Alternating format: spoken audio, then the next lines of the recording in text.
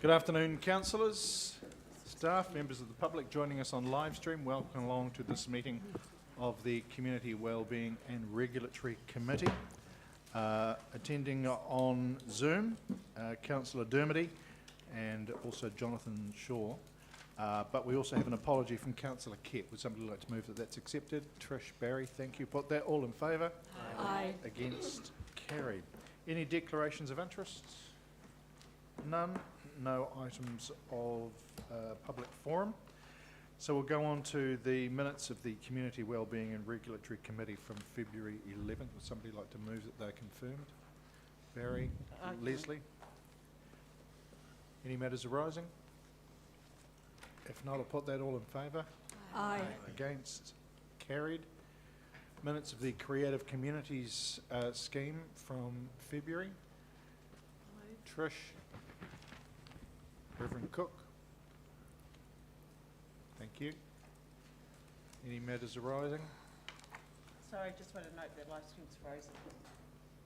Yes. Staff are just coming up to deal with that. Didn't take us long to get cold, and that's the transition from summer to autumn for you. So we've got the Creative Community moved and seconded. Put that all in favour. Aye. Against? Carried. Sorry if I just did that twice. Minutes of the hearings for Donovan Park Reserve Management Plan back on March.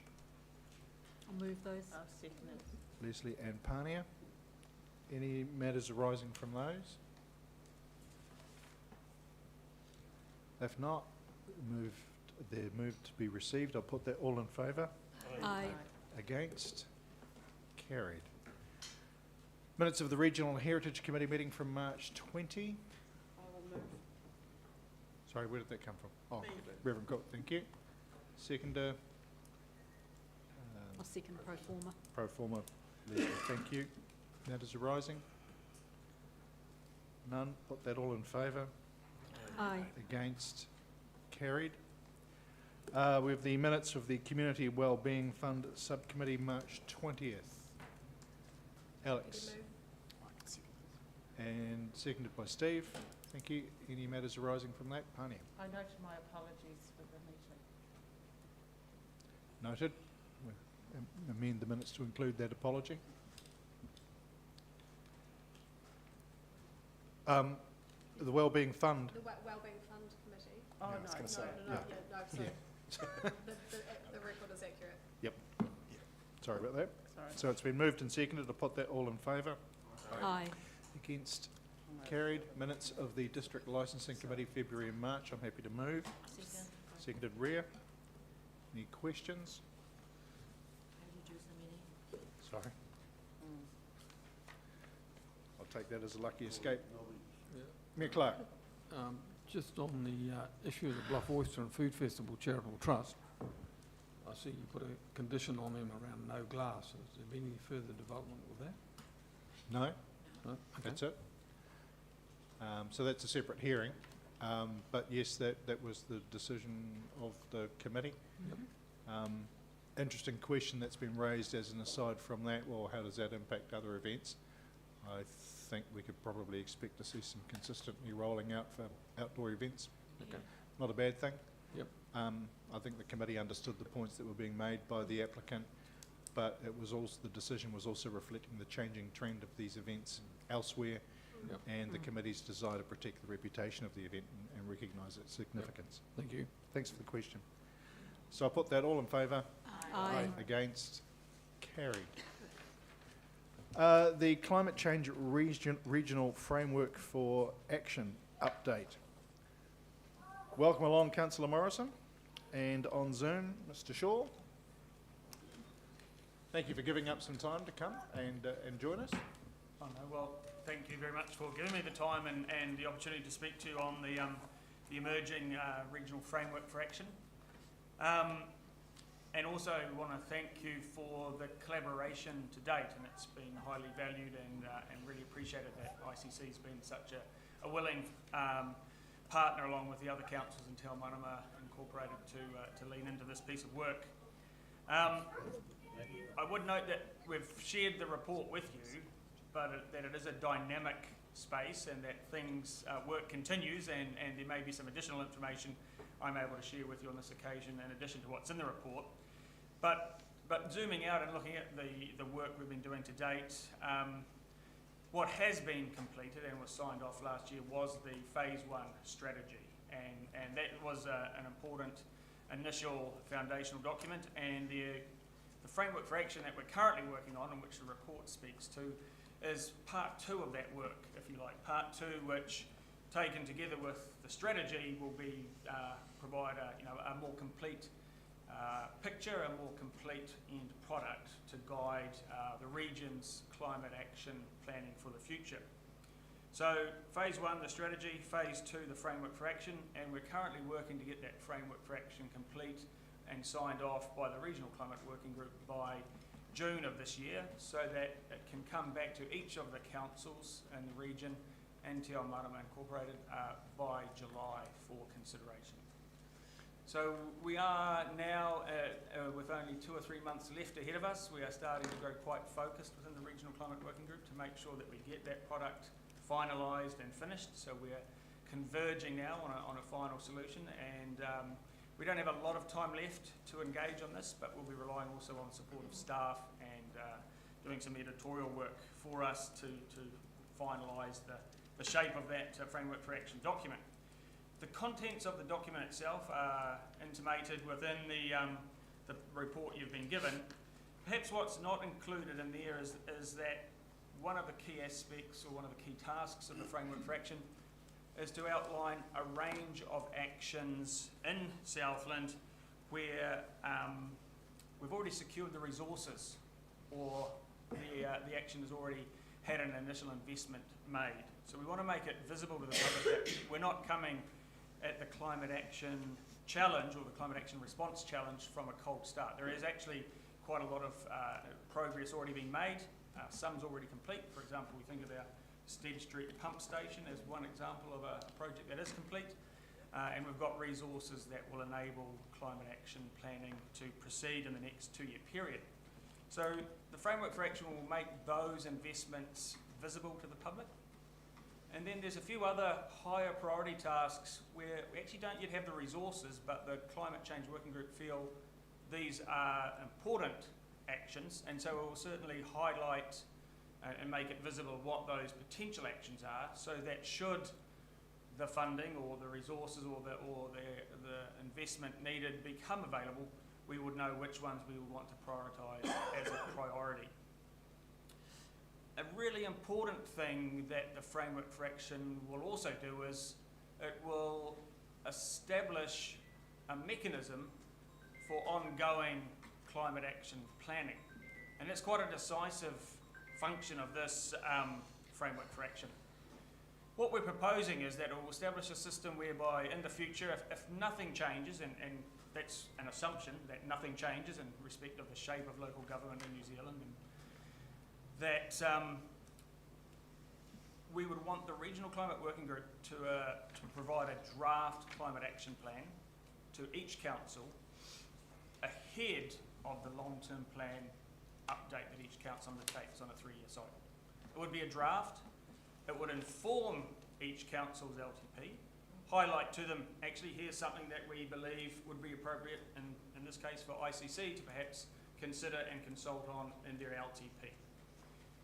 Once each council goes through the LTP update and settles on a final outcome for their LTP, we would then take stock of what do the ratepayers give a green light to, what do they support, what do they not support, and then on that stage we would then finalise our climate action plan for the next 10-year period, an overview with a 3-year period in detail, and we would seek to then repeat that on a 3-yearly cycle in lockstep with council LTP updates. The reason we're proposing that system is that we've realised as an informal working group, we're not a joint committee, we have really limited authority and we certainly have very limited resources, that we rely on councils to secure the mandate and secure the investment for either individual investment and actions or collaborative investment and actions. So for us to have any influence on climate action into the future under the current arrangements for Southland, we would need to work very closely with each of the councils, supporting them to secure that mandate, secure the resources through their LTP update. So that's a very important function of the framework for action. It would establish that process going forward into the future. Perhaps just the only other things I would speak to is that in recent months we've been quite active with our community engagement and communications. We've had a number of events where we've had staff present engaging with the community, asking around their concerns and what they're seeing in respect of climate change. We've got an online survey that we're currently encouraging people to participate in. It's quite a simple survey, but it replicates the range of questions that we were asking of people at the events like AMP shows, etc. And last Thursday we hosted a very successful climate collaboration hui here in Invercargill. We had the Parliamentary Commissioner for the Environment, Simon Upton. We had Professor James Renwick from Victoria Unity speaking, and Mike Casey from Rewiring Aotearoa. So it was well supported, and a number of participants have personally expressed to me that it actually exceeded their expectations. So that was an important part in that public engagement and communications effort over the last few months of the summit. So that might be sufficient from me at this moment, but happy to take questions and also hear what concerns councillors might have around the emerging framework for action document. Great. Thanks, Councillor Morrison. If I could just confirm, so you will have a draft action plan ready for LTP's 2 years' time? So our intention at this stage is to have the framework for action available mid-year this year for consideration, and if that's accepted by each council, that would establish a system whereby we will prepare a draft climate action plan ahead of each council LTP update. Great, thank you. Open for Jonathan, anything you'd like to add at this point? No, I was hoping to introduce Councillor Morrison and take the report as read. Having heard from the expert, I don't think there's much more I can add to the conversation, so I won't. Go on, give it a shot. I think you've heard from the expert. Thanks. Councillors, it's open for questions. Just recognising the involvement of Deputy Mayor Campbell and Councillor Soper on the subcommittee. Tom? A couple of things I would add to what Phil said. I think one thing which has happened in the last few months, which has been important, is that the work that Great South have been doing is now absolutely fully integrated to the work that Phil's team is leading. And I think that was important because there was a risk that we're going to end up with two strategic plans. I think the other thing I would add, just my own experience of the public engagement, is that while, I've spoken to many people at these things now, and while you find that people are keen to debate mitigation, keen to debate the cause of it, when you get the discussion round to the need for adaptation, the need to respond and do the right things in the years ahead and even the decades ahead, then you find that it's pretty much unanimous that that is something that councils, and particularly a single strategic effort by all of the councils working together is a really important thing. You get no pushback from that whatsoever. You do get pushback when you talk about CO2 and so forth, but the need for adaptation, I would say that it's almost 100% community support for that, and of course that's what that group's mainly about. Leslie, you get any other comments? What I would probably add, because Phil and Tom have covered things pretty well, is that in my mind this has been a great example of collaboration across the region. There has been really positive input from every member who's been at the working group table. We've had some robust and interesting discussions. We've had a lot of communication about particular possible real priority points in the region and how we integrate those into a framework for action and action plans for the future. But for me, the big takeout is the really collaborative effort that's been here from a team who are all pulling in the one direction, and seeing this as something that all our councils have to address, have to take the lead on, but also that very strong recognition that we have to bring the public with us and present things, as Tom's indicated, mitigation and adaptation wise, in a way that means we get the community buy-in, and the task is not exactly made easier but made more straightforward for us all to progress in the future. Mayor Clark. Yeah, just a question to the three that are involved. I guess that the crunch point will come when it comes to funding some of these initiatives that are going to be identified in the next 6 to 12 months. And I guess I get a bit of feedback from the community that says, well, if America's going to pull out of the Paris climate agreement and Brazil's not doing much to resolve their issues, and nor is India, although China is doing some, are we wasting money? That's not a cheap shot question. It's just, how do you get buy-in when the big players in the world, the big four, don't seem to be making any progress? Phil? Yeah, Phil. Yeah. Yeah, it's a really interesting one, and also in some of the other work I do alongside the rural sector, it's also a topic that's been raised there. I think a really key point for our industry and for processing and rural sector is understanding just how central adherence or membership of the group of communities who adhere to the the Paris Agreement, the fact that it's embedded in a number of our trading agreements, so free trade agreements with the UK, with Europe, and the long, the one I can't pronounce, it's got a very large acronym for Southeast Asia and beyond. There is expectations in the trade agreements that we are aligning and adhering to our obligations under the Paris Agreement. So if we were to consider as a nation withdrawing from that, I suspect that would provide ample opportunity for people to be more obstructive when it comes to international trade and favour, for instance, domestic farmers in Europe over export produce from New Zealand. So, I think from that imperative alone, it's important that we remain committed to that, just to enable our trade, because being so dependent on trade as a nation. But some of the stuff might come at a significant cost, both to individual farmers and to local authorities or territorial authorities. I guess the hard sell is going to be to,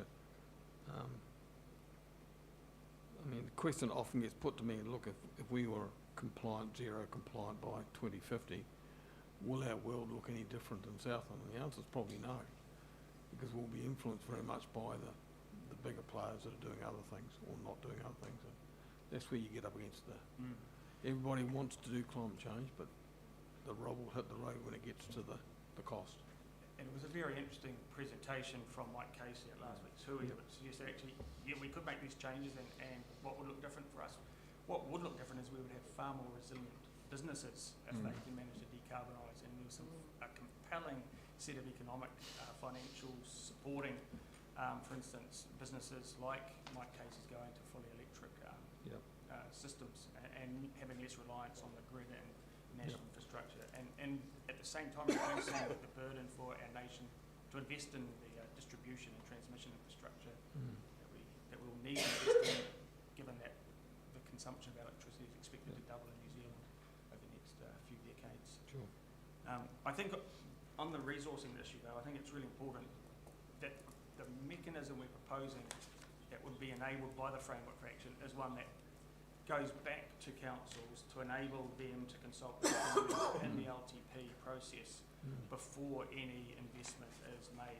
And I kind of reflect on how important it is to enable democracy and give our communities a say, to hear their voice, hear their concerns, and to make sure that any investment in climate action is mandated and legitimate.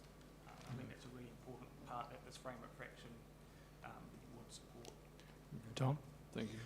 I think one thing that the Mayor said about maybe some of the support around the world dropping away a little bit, and of course the less effective is the mitigation, the more important becomes adaptation. And there's absolutely no doubt that our accountability as councils will be mainly in the adaptation space. It does not mean that we don't do our best with mitigation, but our accountability direct will be adaptation.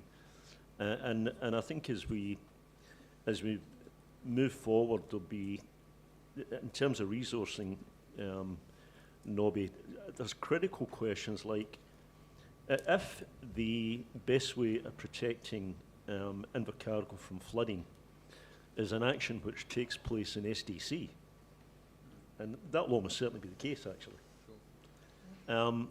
Or if we believe that Highway 1 is an absolutely critical artery for Invercargill, and therefore we've got to be worried about flooding up towards Gore, then, you know, how do we pay for these things? Do we expect Gore to carry it on its own, or do we, you know? So I think a critical issue that we have just begun to discuss as a group, Phil, is, you know, how is it taken forward? And, you know, my own view is that the easiest way would be for Environment Southland to take it forward, you know, still with that committee, you know, acting as advisors. But I think we must look at adaptation cost on a regional basis rather than on a TA basis. Yep.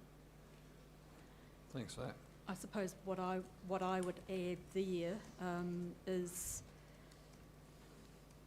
yes, there are very good trade and economic and financial reasons why we need to take the action, but there's also the people imperatives.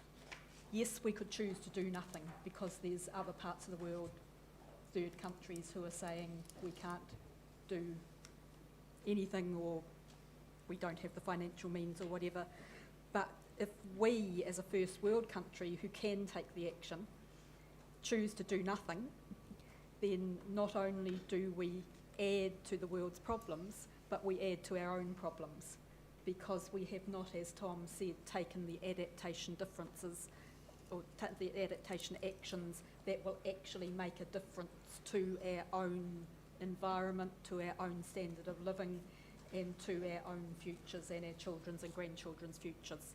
So for me, the imperative really is, not only for sound economic and financial reasons should we take the actions, but we should take the actions because we are a first world nation who has the knowledge and the ability to do so and lead for our own benefit, but also for, if you like, for the exemplar benefit to the rest of the world. Yes, this small nation sees this as an important issue that we can take the actions on, and as Tom and Phil have said, we're at that point in the discussions about how do we move forward, make those actions that we'll put in the action plans realistic and achievable by the region. But to say that we should do nothing because there are other nations who are saying we're not going to do anything, or we're going to withdraw from such things as the Paris Agreement, is not a response that New Zealand can responsibly make when we know what the challenges are. Reverend Cook. Yeah, thank you. I noted with interest point 10 on page, 56, is it, or broad books? Reduction, readiness, response and recovery, which is very much speaks to emergency management language, and looking at the link up between those things, because they are connected. They're not separate pieces of activity that we need to do, because droughts affect, floods affect, but it's communities and people that are impacted. What impacts on North Invercargill or South Invercargill may well be different than what impacts on Lumsden, but it's going to take all of us together to prepare ourselves for those challenges. And I think seeing it as somebody else's problem, that we can't do anything, is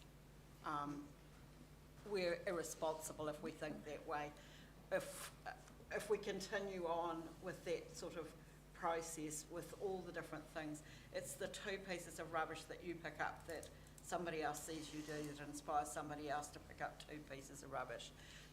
If we are making these changes, everybody that builds with inbuilt resilience lessens the drain on the community resources, helps make a long-term change. We need to be encouraging, not join the naysayers, because, you know, my people are coastal living people. Our people are coastal living people. we are looking this square in the face and saying that one of the places our people live is not going to be sustainable in even the medium term. Now, that's us having to adapt. We are all facing this, not just this little community here or that little community there. This will be all of our problem. New Zealand is Aotearoa. We might be a long way away. Some of what these decisions are making, we can ride, but we can't ride what's in our back door. We actually have to address it. Thank you for the work that you've done, all of you. Further questions or comments? Councillor Broad. Thanks, Chair. Hey, look, I was at the Hui the other day and really enjoyed it just from a connection standpoint in my new role. But I guess that framework for actions, how tangible do you think those actions may become? Because I was really fascinated by Rewiring Aotearoa, that presentation, and it gave really clear examples of economic benefits that councils could potentially adopt to really assist whānau and a community in those what he described as the kitchen table decisions that might help to mitigate. So would some of those, I guess, case study examples or really tangible actions be included in a framework? At this point in time, within the framework that we're looking to finalise, we may have limited scope to start introducing new material of that nature.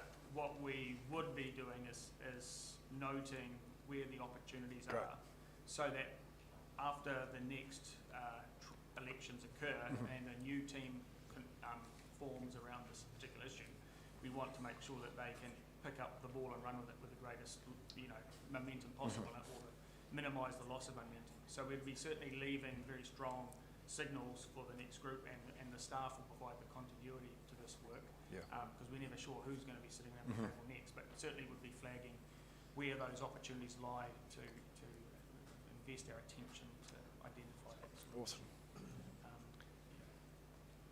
Thanks. Councillor Pottinger. Thank you, Chair. Look, just looking at it from a different angle, there's the way you look at life is for every action there's an equal opposite reaction. Now, everyone's moving to electricity, which is a great thing. We look at, everyone will know about some 21-metre power pylons going down to Ararua to power a boiler that was used to be powered by coal. We've got data centres being put in, which are very high electricity users. What I'm worried about is the consequence of everyone converting to electricity, well, including cars in a smaller way, that we have the capacity to produce the proper energy, not just have a wee go at it with solar farms and windmills. Is that I don't believe the country is looking far enough, because the opportunity to do another hydro, which we would need, I think would be blocked by another crowd of people who don't like things change. So what I'm dreading is for all of this great work of going to electricity is blackouts in the winter, the power not being on. I'm already taking precautions at home to cover me. And unfortunately it will be up to the individual, because there's no way the city can provide power backup for when there's a power cut. So what's the appropriate way to move forward? Because I don't believe there's enough thought going into the consequences that we'll be seeing in 10 years' time. Phil, is that something that's been covered off in the mandate of the committee? I mean, it's one of those issues associated with the transition as we decarbonise our economy, that as a nation and as a region we have to pay attention to. I guess the message from one of the guest speakers last week, and this is Mike Casey, was around the merits and the value of investing in a distributed energy system. So when we say distributed, solar at lots of points around the economy, around the region, around the communities. Associated with that is the significant reduction in costs of, one, installing the solar infrastructure, but two, the battery technology that supports that. And and giving, when you add that in, and even in some instances when you park your electric car up at your house at night, that becomes another source of energy potentially in the event of an No, emergency. unfortunately, to me, I'll stop you right there, sorry, is the Band-Aid solution that I was worried about. The Band-Aid fix. The only way forward for serious electricity, we're talking mega, like a lot of power, is either hydro again, which is very, very clean. We all know that, but we face land issues, lots of issues, or nuclear. Now, so if the answer, if the solution is Band-Aids, then yeah, I'll keep working on my home protection system. Absolutely. Yeah. Thanks for the feedback.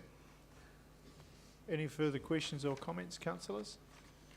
Recognising that the committee, your committee at this point is in its second triennium of work and heading into its third. Yep. No, in the first triennium of work, we've been established for just over two years now. Well, in the previous triennium, we put together the framework for Right. setting you up, so that's where I'm going back to. But it's good to see that you're planning into the next one as well. And thank you for the work that you've done, and actually also for the leadership role that ES have provided through the process as well. I think from a regional perspective, that's been quite appropriate. Councillors, we have 3 recommendations: to receive the report, receive the key components, and provides feedback. You've done some of that today. Of course, Councillors Campbell and Soper are available if you have anything further that you wish to feed in at any point. Would somebody like to move those 3 recommendations? Pania and Tom. I'll put that all in favour. Aye. Against? Carried. Thanks, Phil. Thank you very much. Thank you, Jonathan. Good report. You're released.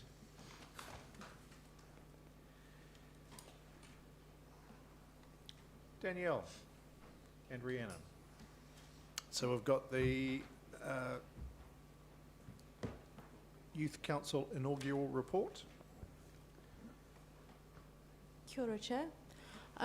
So I'm just going to take the report as read. We have a video from the youth councillors speaking to that report. Young councillors, Mayor and non-fellow representatives, I'm Lila, and I'm Hannah, and we are both year 11s at James Hardings College.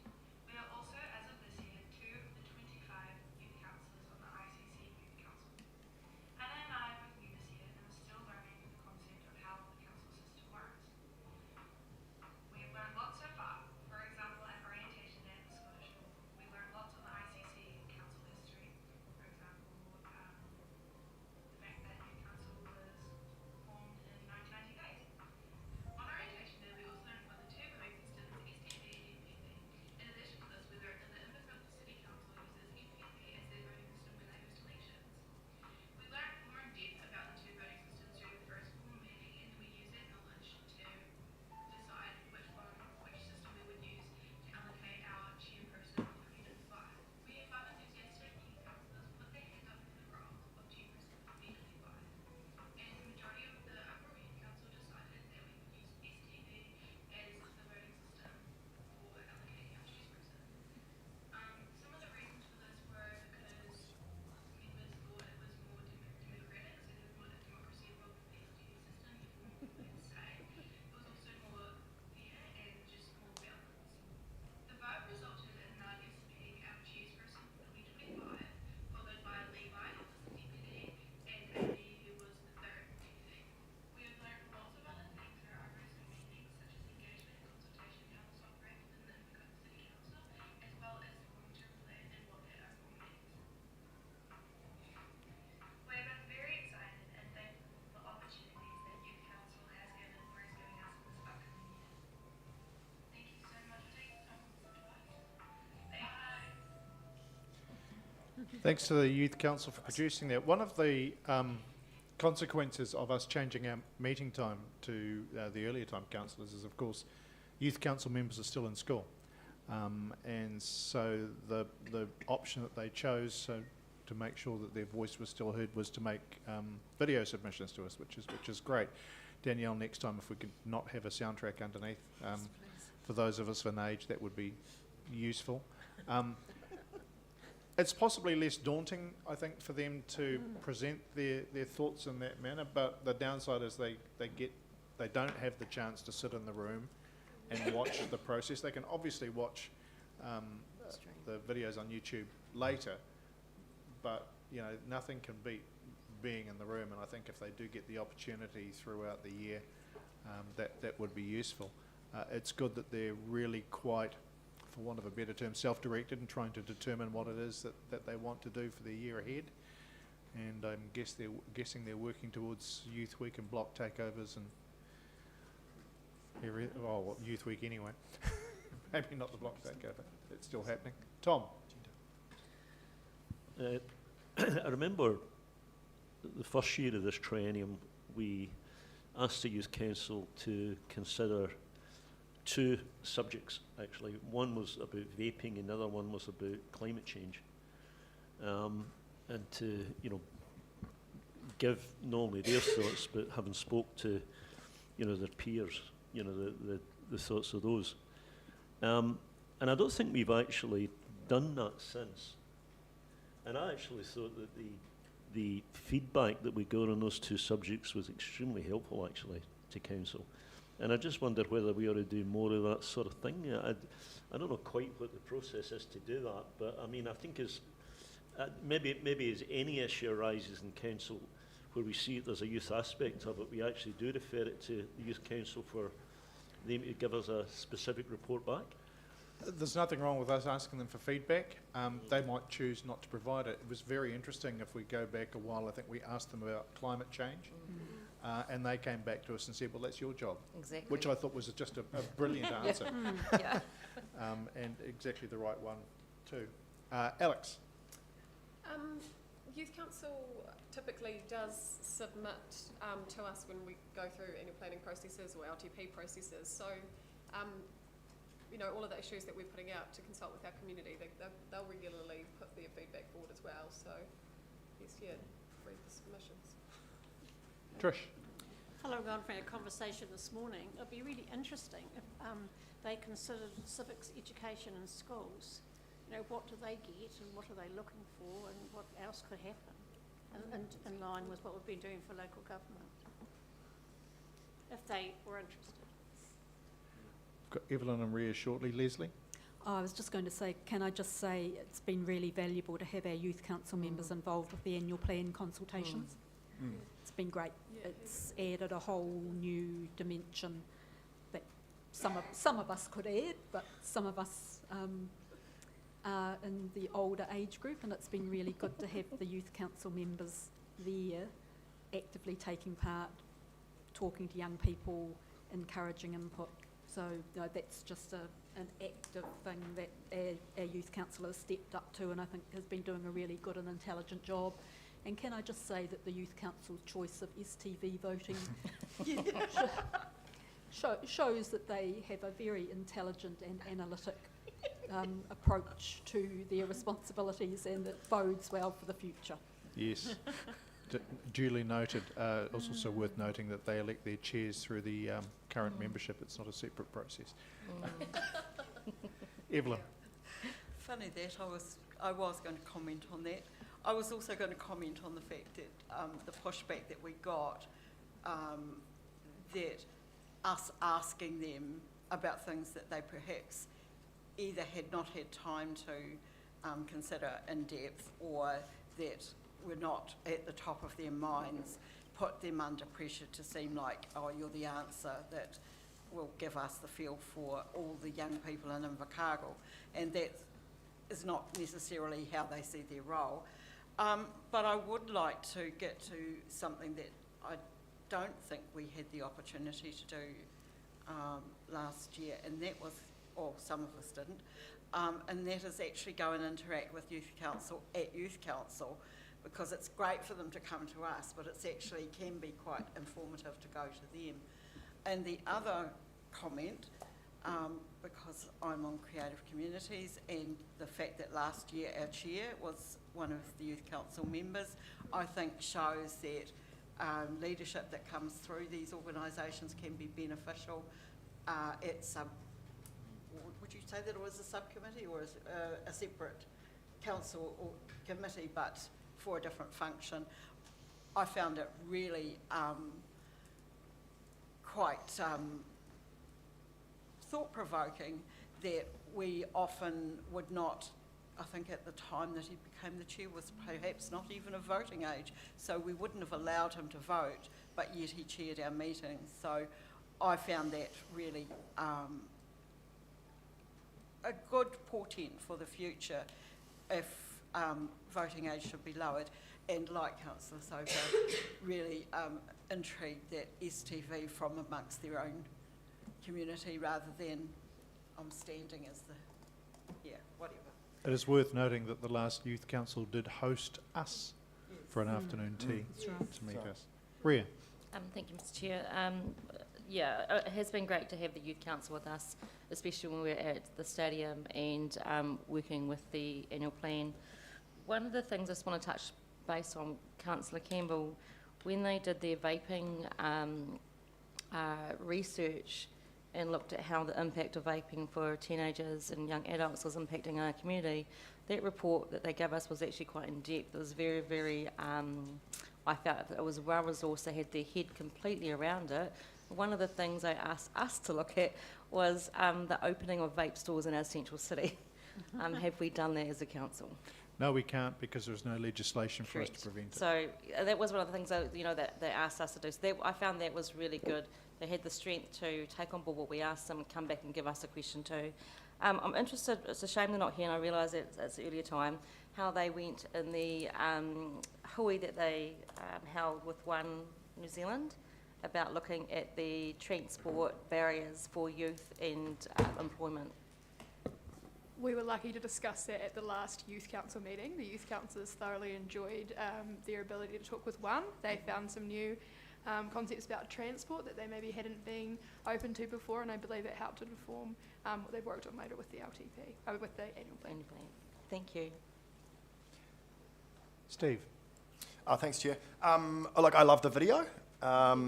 And I know that our agendas are ever changing, so it might not be possible every time, but I also hate that we've created a barrier, potentially with moving our time forward, that doesn't enable the Youth Council to be here in person. So I'm just wondering, is there any way in which we can make this space more accessible to our Youth Council? Because the discussion we've just had about them is awesome, but I'd really like to have it with them. So it was a decision of council to shift No, yeah, I understand that. the meetings forward. I guess one of the challenges is we don't know how long the meetings are going to go for.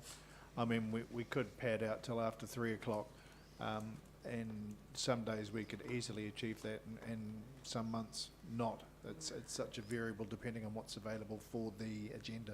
Yeah, it's just a shame that that's the result of that decision. 2 months would be good. But I think the opportunity to meet with them, maybe not necessarily in this forum, but certainly for discussion, we could host them for afternoon tea, God knows, Yeah, absolutely. is something worth pursuing. Come to you in a moment, Leslie. Just following up on a point that Ria was making about the vaping, it is worth recognising that the whole smoke-free CBD process started because of the Invercargill Youth Council. That's right. Didn't quite go right the first time, but we've got a few organisations in behind them to help coordinate a better response, and the outcome was what we have.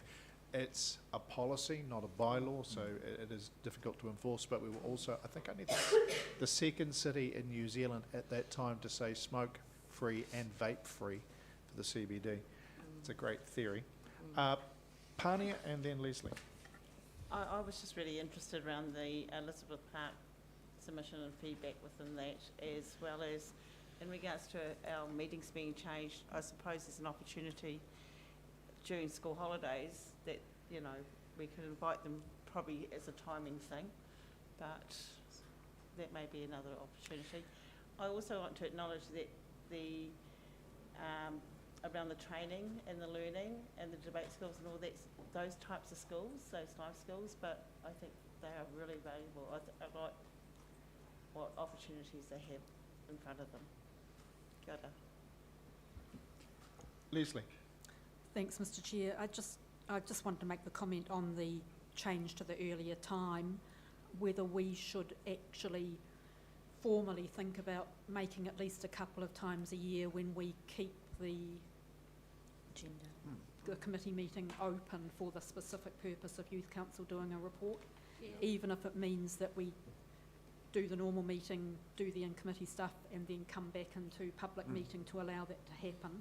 I just think that face-to-face opportunity, I think we do need to look at, as Steve said, we've sort of created that slight barrier, and I just think it would be good if we could formally, even a Maybe if couple we of times a year, looked at do doing something that like every that. alternate meeting. Yep. Yeah. And it could be a mix of that and seeing if whoever was stepping forward to come and speak, see if they would be able to be released earlier. But yeah, I mean, that's really great feedback to take back to Youth Council from the committee, that council appreciates the video that they've done, but we also would really like the opportunity for them to sit, because there's nothing like a corridor that's going backwards and forwards. Don't want It's to stop great them for us making the to hear. videos. The video was Yeah, good, that's but cool. it'd be, Video was great. There was no dance move in it. I could totally relate. Nice job. The soundtrack bugged my hearing a little bit, but that's just because I'm a cranky old man. Councillors, any other questions or feedback? Stop that, Rex. You're older than I am. No, you're not, actually. No. If not, then would somebody like to move we receive the reports? Leslie, Steve, put that all in favour. Aye. Against, carried. If you can take that feedback back to the Youth Council, Daniel, that'll be awesome sauce. Thank you. Southland's Coastal Plan Submission Proposal. Chris, welcome up. Kia ora team, thanks for the opportunity to talk to this paper. The paper in front of you is specifically around a submission proposal for the Southland Coastal Plan. Environment Southland is right at the start of reviewing the current one, the 2013 Coastal Plan, and this stage is focused around capturing values from different organisations in the community.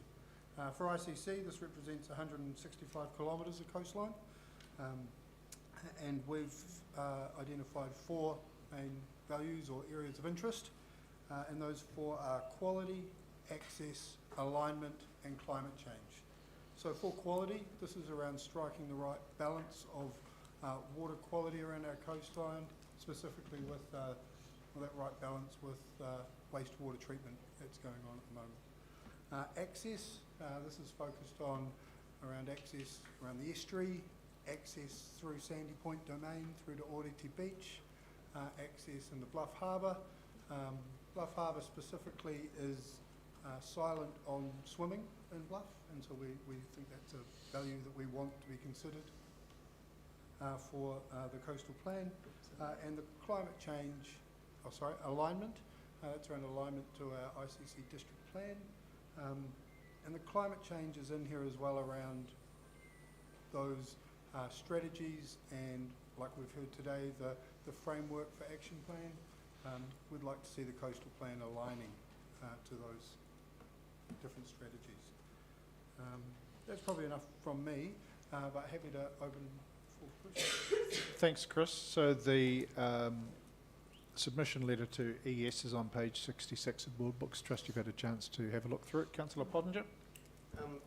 I'll just leap straight into the interesting stuff, which is water quality. Now, the line, how to balance wastewater discharge with, cost effectively. Now, that sort of strikes me as not what we are looking at with the new regulations, particularly with discharge into low energy coastal waters. Now, in my view, you either meet the standards or you don't.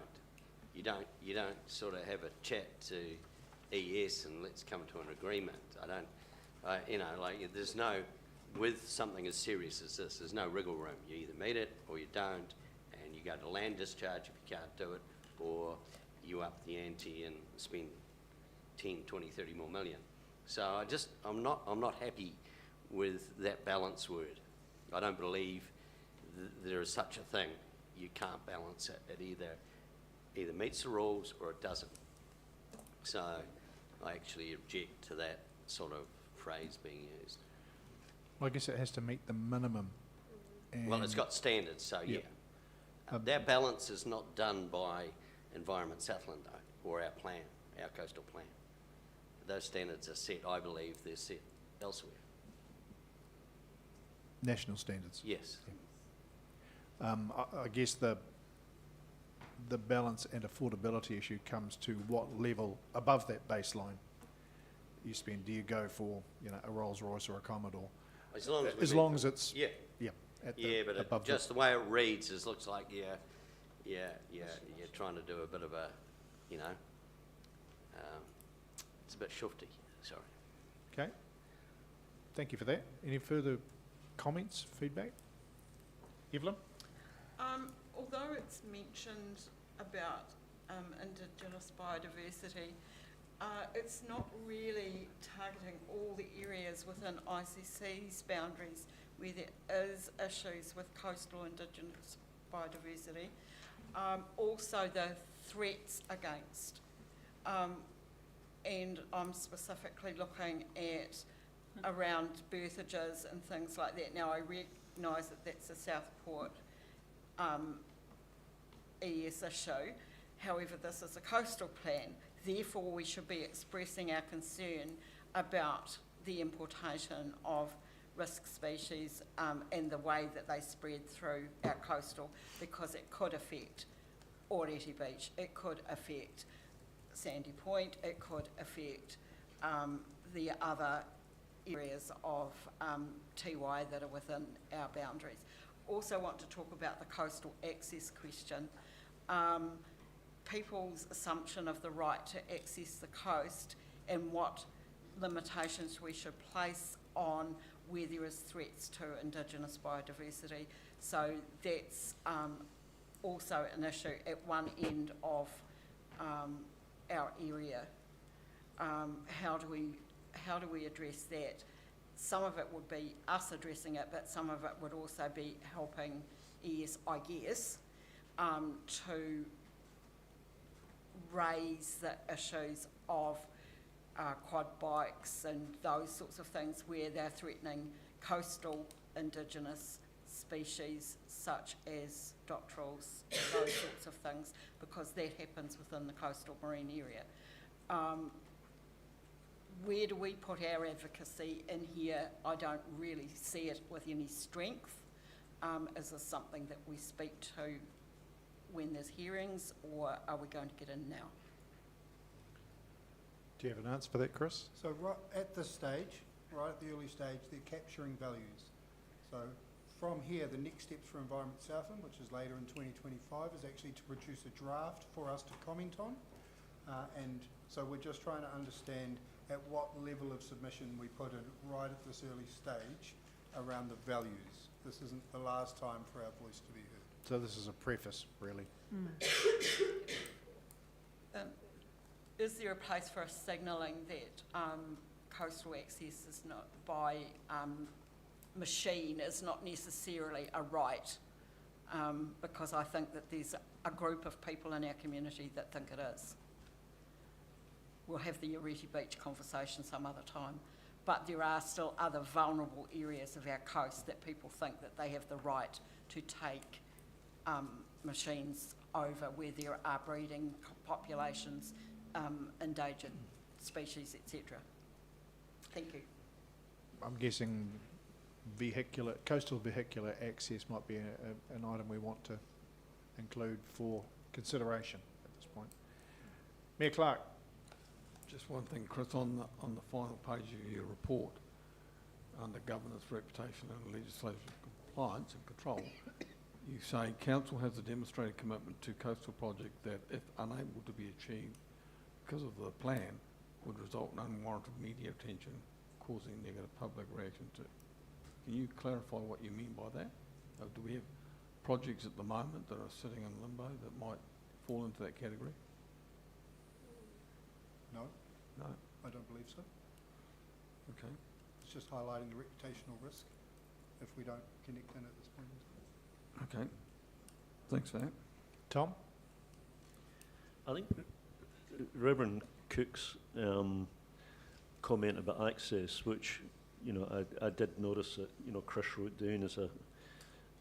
I mean, I would be concerned that the way that was expressed, if it was then expressed in a submission, sounds very much like we would support the closure of Oreti Beach.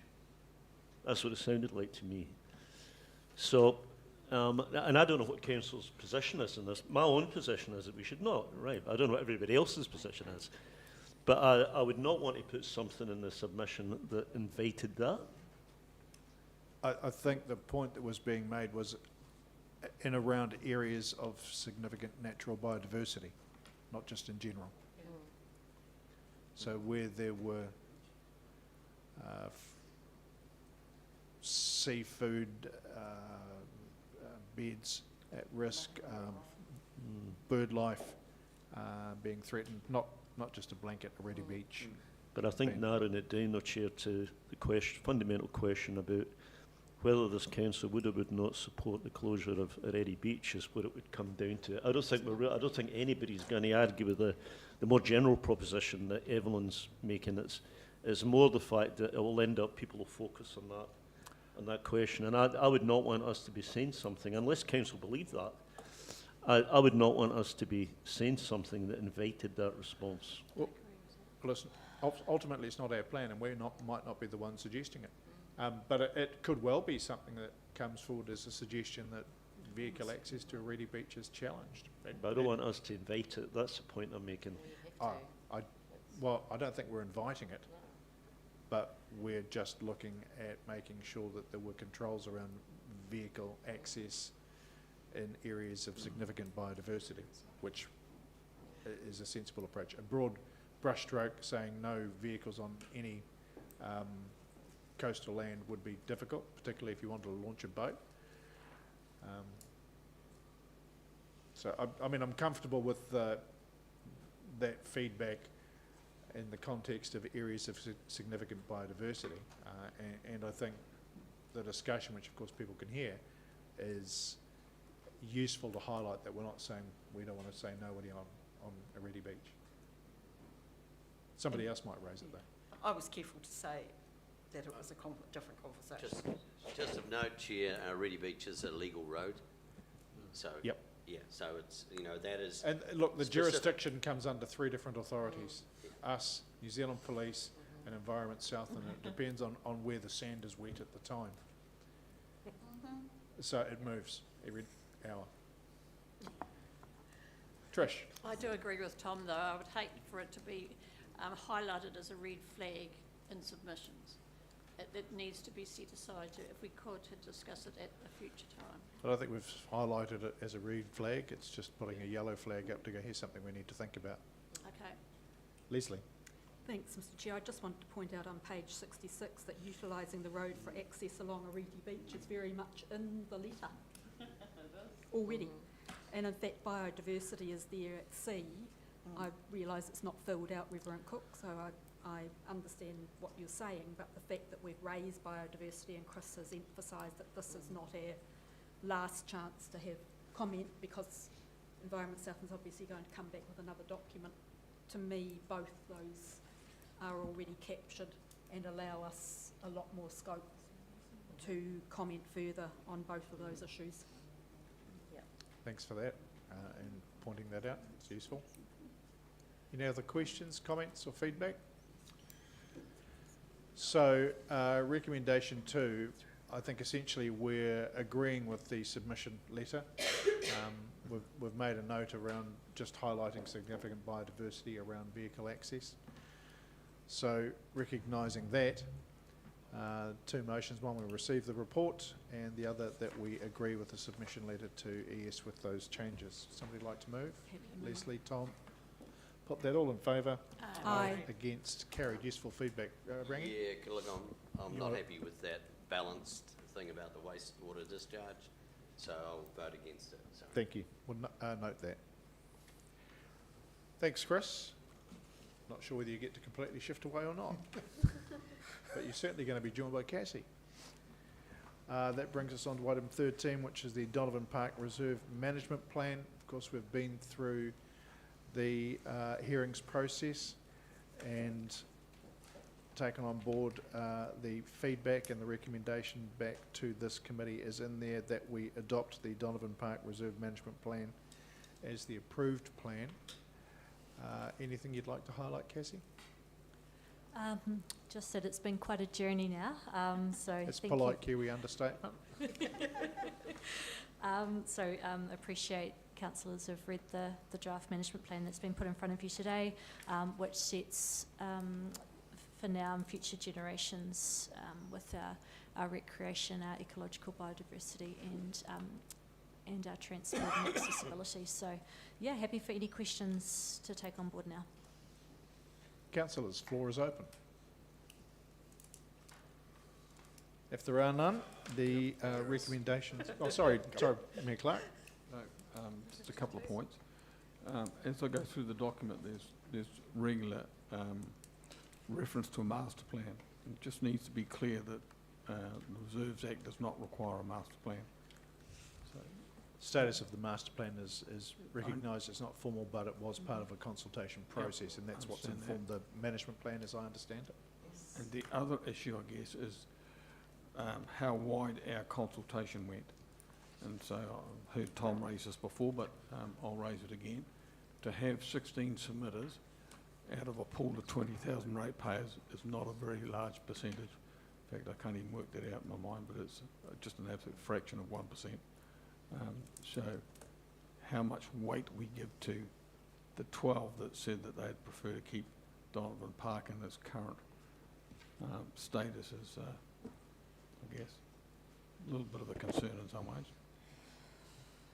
I guess by way of comment, I think as an observation, partially that's through exhaustion, and that's the downside of the master planning process.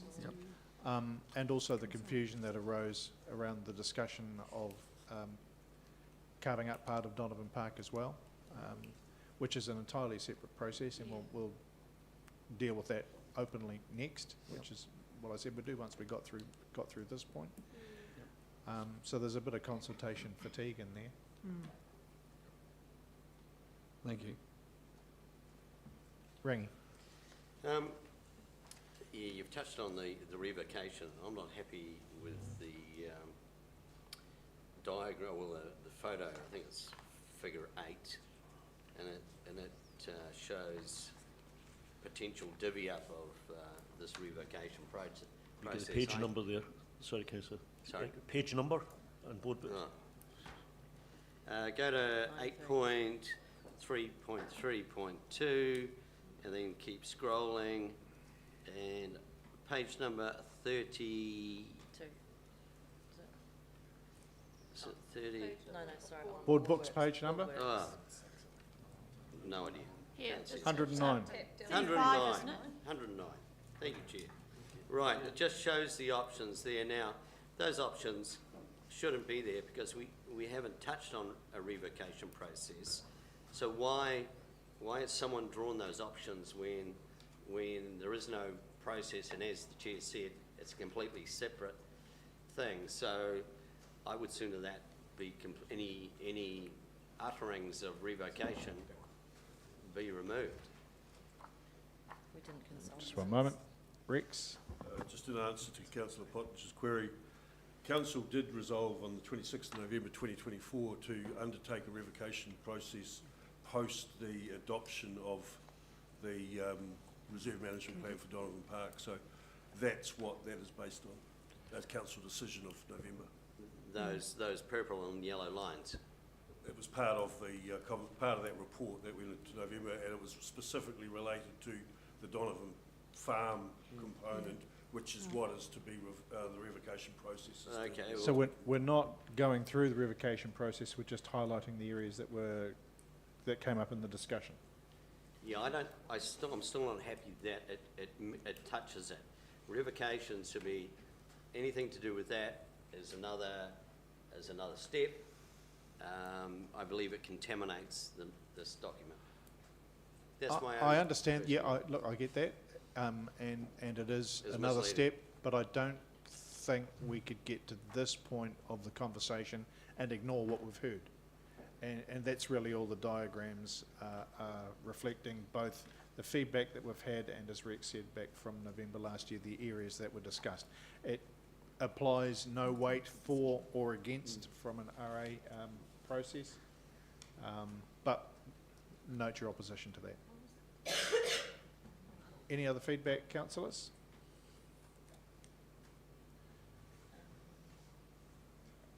If not, we've got the recommendations. There are 3 for the committee and a 4th one, a recommendation to council.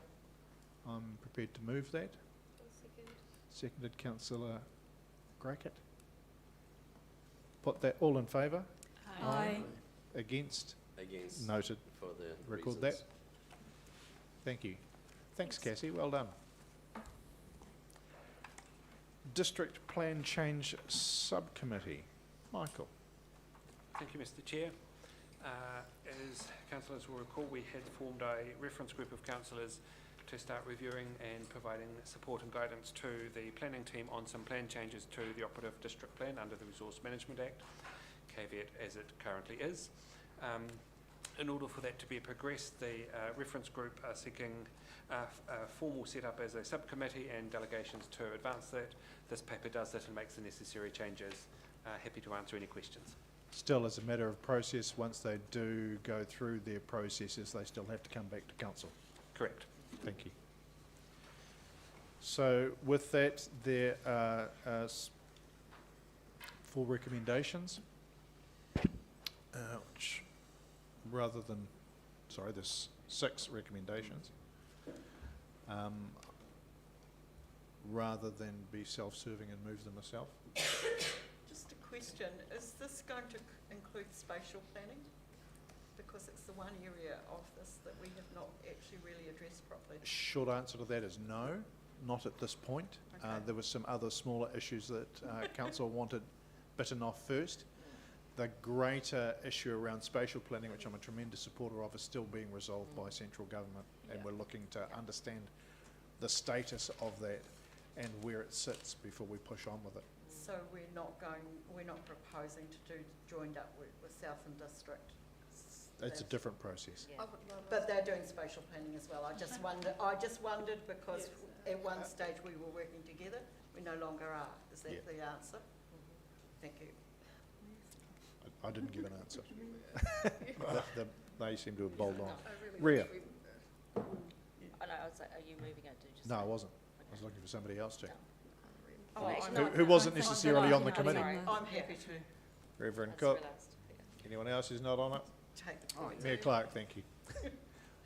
Put that all in favour. Aye. Against, carried. Thank you, councillors. That gets us to the end of the public session. We'll be going into public excluded to receive the minutes of Community Wellbeing and Regulatory from 11 February, the Creative Communities Scheme, the Southern Regional Heritage Committee, and Community Wellbeing Funds. So for the reasons as given in the agenda, I'll move that we go into public excluded. Seconded. Seconded by councillor Soper. Put that all in favour. Aye. Thank you to those who've joined us on the live stream.